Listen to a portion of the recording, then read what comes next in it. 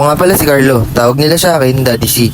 Isang maliit na negosyante pero may malaking pangarap. Ngayong araw nga pala ay graduation ng mga bata, kaya sobrang traffic dito sa bayan ng Mauban at maaga rin pala tayong na sold out ngayong araw.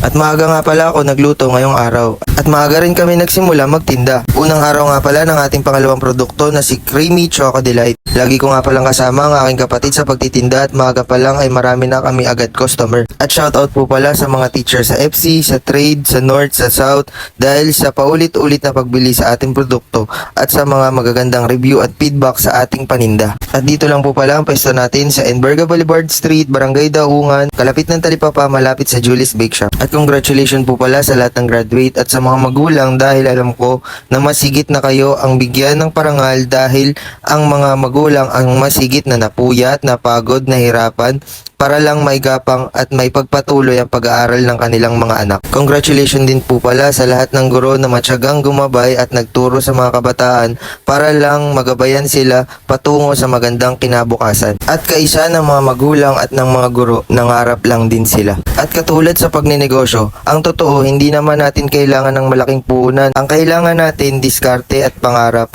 Dahil sa maliit na puhunan at gagamitin natin ang diskarte at talino natin sa isang bagay, siguradong mapapalago natin ang maliit na puhunan na ito. Kaya nga may kasabihan tayo, never stop learning, lalo na sa produkto binebenta mo. Kailangan ikaw ang unang-unang maniniwala at kailangan quality ang mga produkto na inilalabas mo. And open ka dapat sa improvement. Be confident, bawal lang mahiyain pagdating sa isang negosyo kasi pag pinairal mo ang pride mo, kakainin ka ng sistema. You have to be leverage yourself at katulad ko, ako naniniwala ako sa law of attraction dahil kung ano ang nasa puso at isip mo, yun ang mangyayari sa negosyo mo. Kung nagsisimula ka pa lang ay pinanghihinaan ka na ng loob at lagi mong iniisip na paano kung walang bumili, paano kung malugi, paano kung hindi magustuhan ng mga tao.